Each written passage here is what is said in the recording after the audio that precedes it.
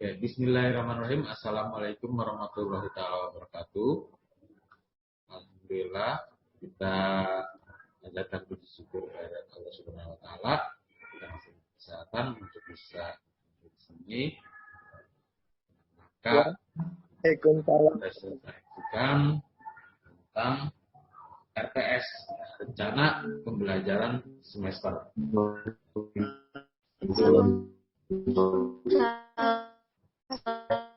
Ya, yang mana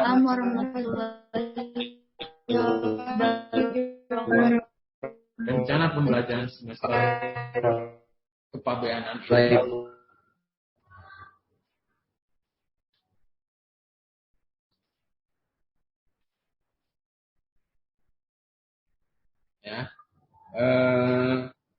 Rencana pembelajaran semester ini ya dirancang untuk supaya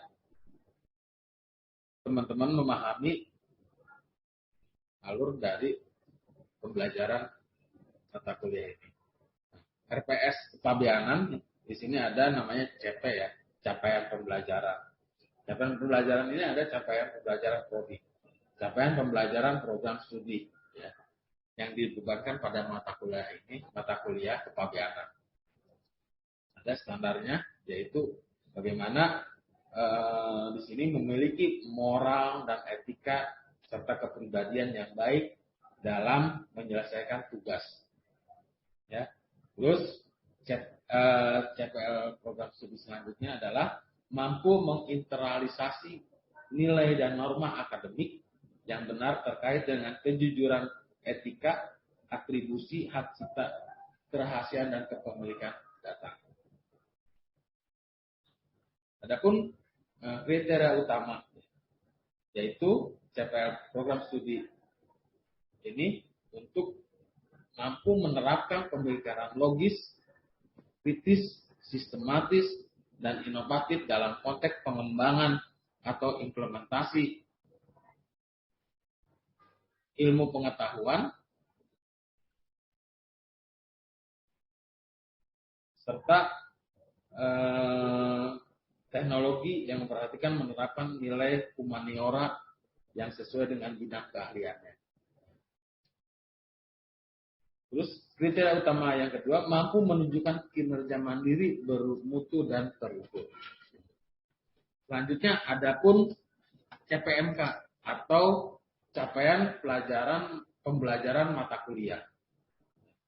Di sini CPMK-nya yang pertama, mahasiswa mampu memahami konsep-konsep perdagangan internasional dan kepabeanan. Terus CPMK keduanya, mahasiswa mampu memahami struktur organisasi Departemen Ekspor Impor. Terus CPMK yang ketiga, mahasiswa dapat menjelaskan permasalahan yang dihadapi oleh eksportir maupun importir. Eksportir dan importir pemula, yang mana di sini dibutuhkan pemahaman dari setiap kegiatan kepabeanan tersebut. Adapun CPMK keempat, mahasiswa dapat menjelaskan manfaat kegiatan ekspor dan impor bagi pengusaha, pemerintah, dan masyarakat. CPMK kelima, mahasiswa dapat menjelaskan peran masing-masing para pihak yang terlibat dalam kegiatan ekspor dan impor. CPMK yang keenam, mahasiswa dapat membaca dan menafsirkan terminologi perdagangan luar negeri yang tertera dalam dokumen ekspor dan impor. CPMK ketujuh, mahasiswa dapat menjelaskan ketentuan pidana, pembinaan pegawai dan masyarakat. Nah, dalam kajian-kajian materi ini, ya, mata kuliah, ada namanya Organizing for Export and Import Operation, ya, atau pengorganisasian untuk operasi ekspor impor. Ada Exporting Preliminary Consideration atau mengekspor, pertimbangan awal, alasan dan keuntungan. Adapun perizinan dalam ekspor dan impor. Sales kontraknya, perjanjian ekspor dan impor, dokumen dan perjanjian ekspor impor, dokumen kepabeanan dan dokumen instansi terkait ekspor dan impor. Nah, RPS ini ya, disampaikan agar supaya kegiatan proses belajar mengajar bisa berjalan baik dan lancar. Adapun ya dari RPS tersebut rencana pembelajaran, ya, rencana pembelajaran dalam mata kuliah kepabeanan. Minggu pertama, pertemuan pertama, ada overview dan kontrak pembelajaran kepabeanan dan bea cukai. Ini ada bahan kajiannya, konsep dasar kepabeanan, bea dan cukai. Pengenalan perdagangan internasional, konteks kepabeanan, memahami sejarah dan pengertian serta konsep perdagangan internasional. Untuk pertemuan berikutnya, yaitu menjelaskan dasar terjadi perdagangan internasional dan posisi perdagangan Indonesia. Terus menjelaskan konsep kepabeanan, kawasan kepabeanan dan daerah pabean.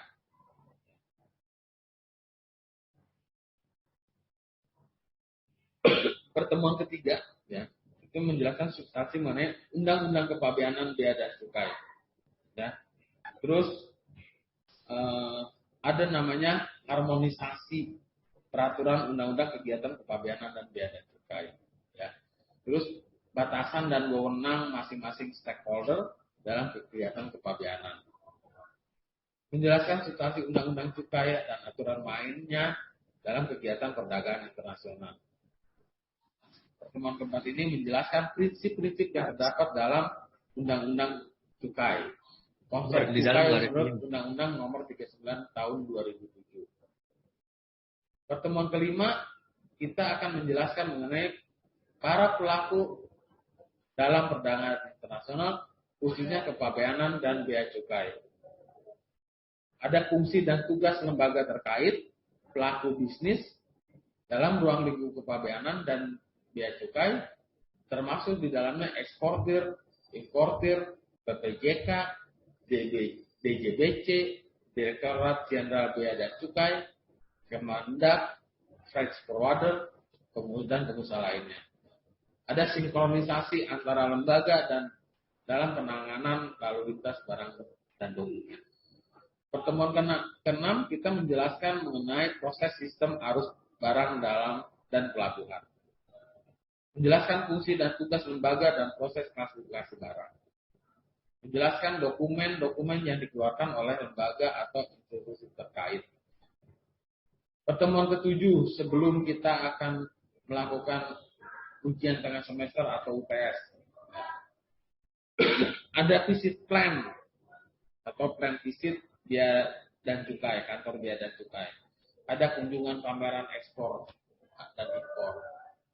Itu kita bisa melihat bagaimana menambah wawasan dalam rangka kegiatan ekspor dan impor. Terus selanjutnya pertemuan ke-9 itu kita menjelaskan mengenai proses handling pelabuhan, menjelaskan sistem pembayaran luar negeri dalam ekspor impor, ya, serta menjelaskan syarat-syarat dalam kegiatan ekspor impor. Pertemuan ke-10 menjelaskan mengenai istilah dan pengertian dalam kepabeanan, bea dan cukai. Menjelaskan tentang tempat atau lokasi serta daerah kewenangan kepabeanan, bea dan cukai.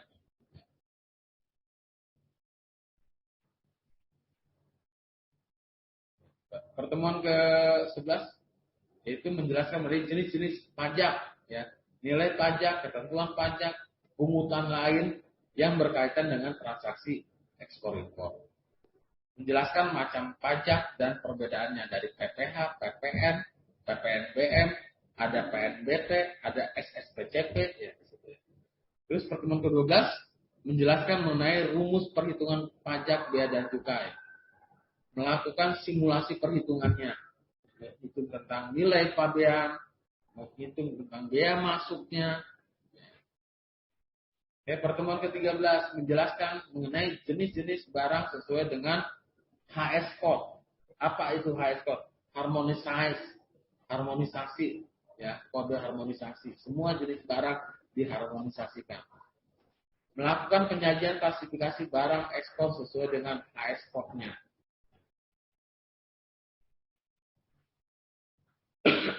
Pertemuan ke-14 menjelaskan manfaat dan kegunaan IT dalam National Single Window. Melakukan praktek dalam meningkatkan pemahaman akan NSW atau National Single Windows. Ya. Setelah itu Anda masuk ke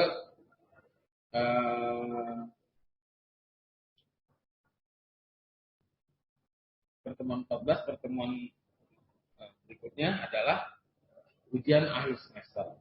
Ya, ujian akhir semester menentukan bahwa Anda mendapatkan nilai selama proses pembelajaran. Nah, itu rencana pembelajaran semester atau RPS. Oke, selanjutnya kita masuk ke materi tentang kepabeanan. Materi kepabeanan.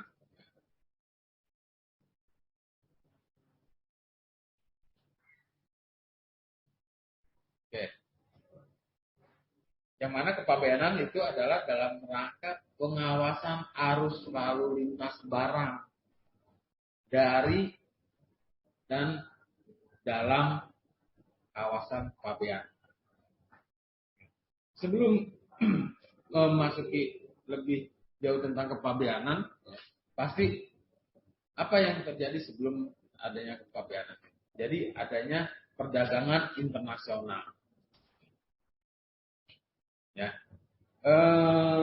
Sejak diterapkannya teori Adam Smith yang memperkenalkan konsep supply and demand atau penawaran dan permintaan ya, dalam teori fundamental yang digunakan para pakar ekonomi yang sekarang ini banyak dikembangkan model-model terbaru. Ya. Maka sesuai dengan pengertiannya, penawaran adalah jumlah yang diajukan oleh produsen yang mau dan mampu untuk menyediakan dan atau menjual barang dengan harga yang telah ditentukan. Sedangkan permintaan adalah jumlah produk di mana pembeli mampu dan bersedia membeli dengan harga yang akan disepakati oleh masing-masing pihak.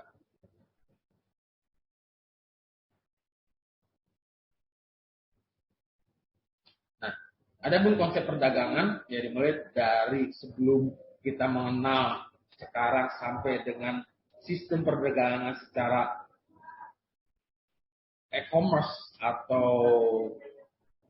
secara online ya.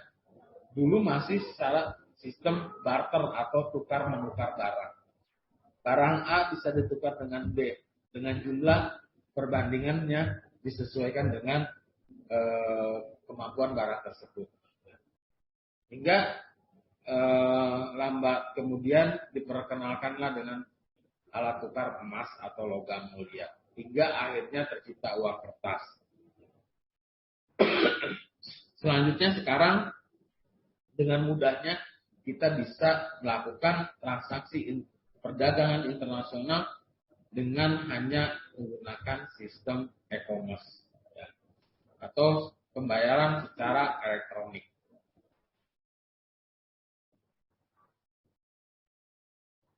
Nah, ada model teori perdagangan menggunakan Ricardian model. Model ini fokusnya pada kemampuan komparatif pembandingan ya yang merupakan konsep penting dalam teori perdagangan internasional. Di mana negara atau setiap negara mempunyai spesialisasi untuk memproduk barang-barang terbaik yang dapat dihasilkan. Contohnya Jerman, dia dapat menghasilkan kendaraan mewah, contohnya Mercedes-Benz. Jepang bisa memproduksi barang kendaraan yang modelnya harga terjangkau.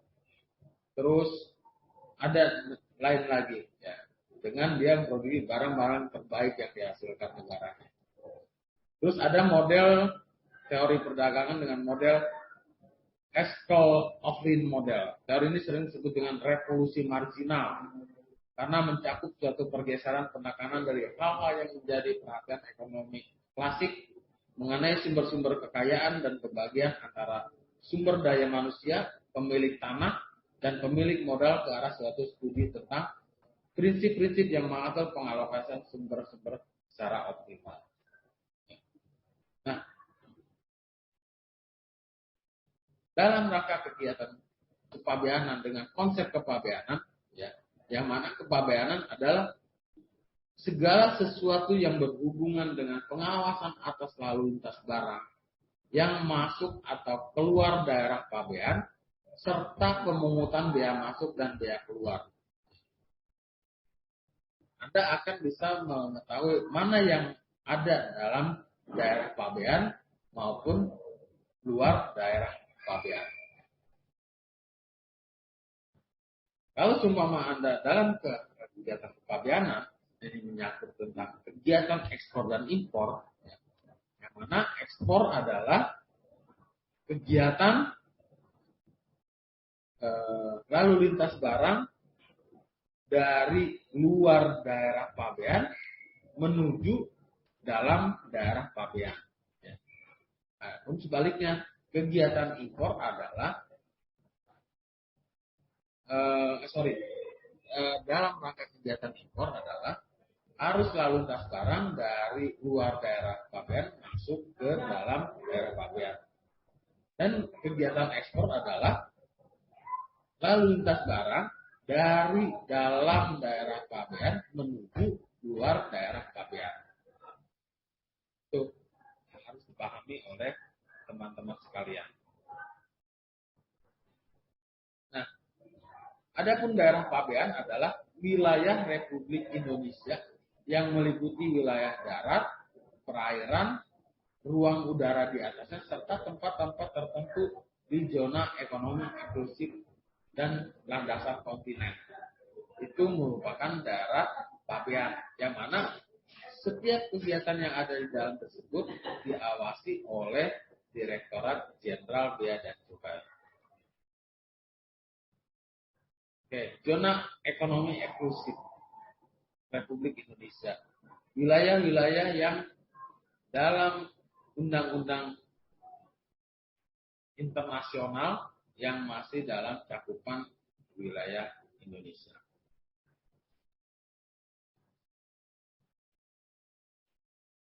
Oke. Kawasan pabean. Ya. Kawasan dengan batas-batas tertentu di pelabuhan laut, bandar udara, atau tempat lain yang ditetapkan untuk lalu lintas barang yang sepenuhnya berada di bawah pengawasan Direktorat Jenderal Bea dan Cukai. Daerah pabean mana? Kawasan pabean, kawasan yang dalam proses pengawasan DJBC atau Direktorat Jenderal Bea dan Cukai. Nah,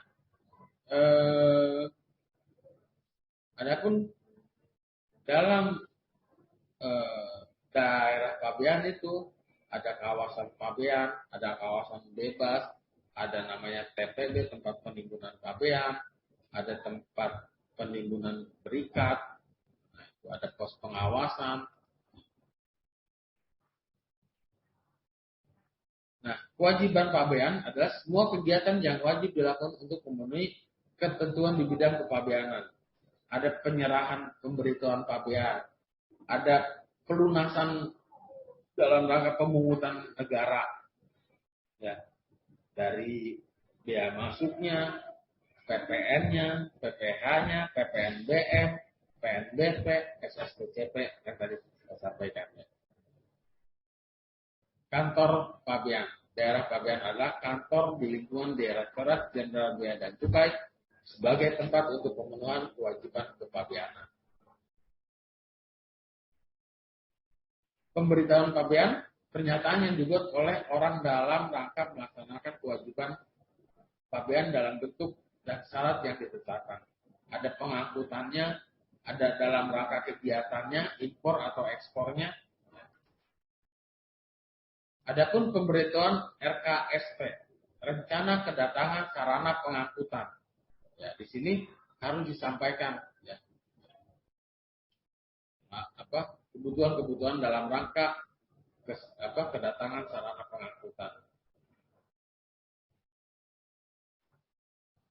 Adapun pemberitahuan manifest ya, dalam rangka pembongkaran suatu barang diserahkan manifestan untuk mengetahui barang-barang yang akan dilakukan proses pembongkaran.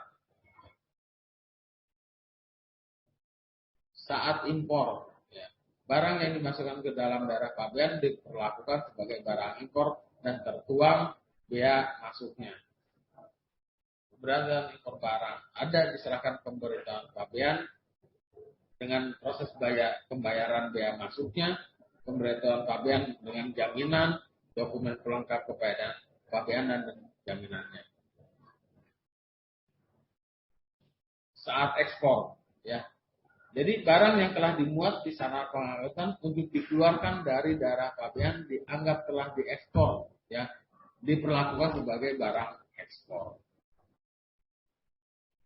Nah, pemberitahuan ekspor ini ada barangnya terus dilakukan proses pemberitahuan kepabeanannya, ada pengecualian atas barang yang tidak harus dilaporkan adalah barang pribadi penumpang, awak sarana pengangkutnya, pelintas batas, barang kiriman sampai jumlah tertentu. Ya. Berapa nilai yang tidak dikenakan bea masuk atau bea keluar sesuai dengan ketentuan perundang-undangan dari Peraturan Menteri Keuangan.